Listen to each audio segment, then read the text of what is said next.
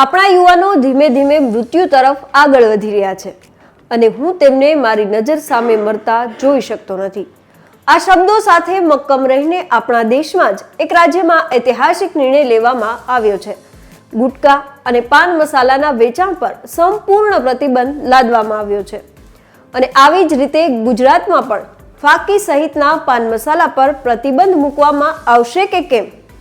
નમસ્કાર, હું છું મમતા ગઢવી અને આવો વિગતે વાત કરીએ વાત ગુજરાતી પર. એક વ્યસનના કારણે આપણે કેટલાય પરિવારના માળા તૂટતા જોયા છે. એક વ્યક્તિની ખરાબ લતના કારણે આખા પરિવારે આંસુ વહેવા પડતા હોય છે અને વ્યસનના કારણે જ આજે કેન્સર હોસ્પિટલોમાં પણ પગ મૂકવાની જગ્યા નથી. એટલું જ નહીં મિત્રો, આપણે રસ્તા પર નીકળીએ તો દિવાલો પર વ્યસનીઓની કૃપાથી લાલ રંગ અવશ્ય જોવા મળે છે. ત્યારે આ તમામની વચ્ચે ઝારખંડ સરકારે રાજ્યમાં ગુટકા અને પાન મસાલાના વેચાણ, સંગ્રહ અને વપરાશ પર સંપૂર્ણ પ્રતિબંધ લાદવાનો ઐતિહાસિક નિર્ણય લીધો છે. ગુટકા અને પાન મસાલા પર પ્રતિબંધ મૂકવાના આ ઐતિહાસિક નિર્ણયની ચારે બાજુ પ્રશંસા થઈ રહી છે. નિષ્ણાંતો અને સામાજિક સંગઠનોએ ઝારખંડના યુવાનો અને પરિવારોના હિતમાં લેવાયેલો સૌથી મોટો નિર્ણય ગણાવ્યો છે. આ નિર્ણય માત્ર સ્વાસ્થ્ય માટે મહત્વપૂર્ણ નથી, પણ સામાજિક સુધારા તરફ પણ એક ક્રાંતિકારી પગલું માનવામાં આવી રહ્યું છે. આ મોટા નિર્ણયની જાહેરાત કરતા રાજ્યના આરોગ્ય મંત્રી ડોક્ટર ઇરફાન અંસારીએ જણાવ્યું હતું કે મુખ્યમંત્રી હેમંત સોરેનના સ્વસ્થ ઝારખંડના સ્વપ્નને સાકાર કરવા માટે આ કડક પગલું લેવામાં આવ્યું છે.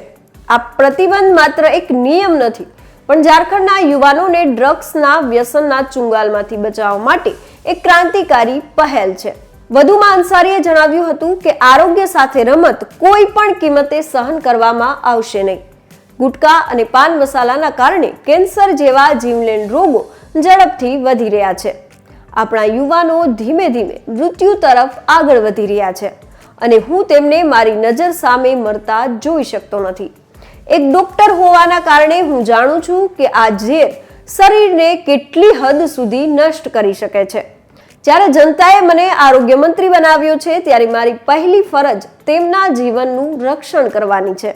સાથે જ મંત્રીએ સ્પષ્ટતા કરી કે ગુટકાનું વેચાણ, સંગ્રહ અને સેવન કરનારાઓની સામે કડક કાર્યવાહી કરવામાં આવશે.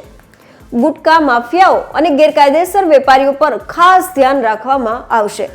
જો કોઈ દુકાન, ગોદામ કે વ્યક્તિ પાસેથી ગુટકા મળી આવશે તો કડક કાર્યવાહી કરવામાં આવશે જ. સાથે જ ગોદામને સીલ પણ કરવામાં આવશે.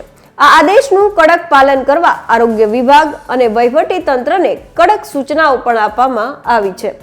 ડોક્ટર અંસારીએ કહ્યું હતું કે માતાઓ અને બહેનો સતત મને વિનંતી કરી રહી હતી કે તેમના બાળકો અને ભાઈઓ ડ્રગ્સની પકડમાં ફસાઈને પોતાનું જીવન બરબાદ કરી રહ્યા છે. મેં તેમનું દુઃખ સમજીને આ મક્કમ નિર્ણય લીધો. આ ફક્ત પ્રતિબંધ નથી, પરંતુ કેન્સરના કારણે પોતાના બાળકો ગુમાવનારા પરિવારોને સાચી શ્રદ્ધાંજલિ છે. વધુમાં આરોગ્ય મંત્રીએ કહ્યું હતું કે આ નિર્ણય સમગ્ર રાજ્ય માટે એક ઉદાહરણ સ્થાપિત કરશે. તેમણે અધિકારીઓ અને સામાન્ય જનતાને આ નિર્ણયને પડકાર તરીકે લેવા અને ઝારખંડને ગુટકા મુક્ત બનાવવામાં સહયોગ આપવા પણ અપીલ કરી છે. તેમણે વધુમાં કહ્યું કે અમે એક એવો ટ્રેન્ડ સેટ કરવા માંગીએ છીએ કે જે અન્ય રાજ્યો પણ અનુસરે અને આ ઝુંબેશ સમગ્ર દેશમાં ચાલે. ડોક્ટર ઇરફાન અંસારીએ એમ પણ કહ્યું કે જ્યારે જનતાએ એક ડોક્ટરને આરોગ્ય મંત્રી તરીકે ચૂંટ્યા છે ત્યારે તેઓની જવાબદારી પૂરી નિષ્ઠાથી નિભાવી રહ્યો છું. તેમણે કહ્યું કે જ્યાં સુધી ઝારખંડમાં આરોગ્ય સુવિધામાં સુધારો નહીં આવે, જ્યાં સુધી અહીંના લોકો સ્વસ્થ નહીં થાય, ત્યાં સુધી હું શાંતિથી બેસવાનો નથી. ત્યારે મિત્રો, આપણા ગુજરાતમાં પણ આ રીતે પાન મસાલા કે ગુટકા પર પ્રતિબંધ મુકાશે કે કેમ તે સૌથી મોટો સવાલ છે.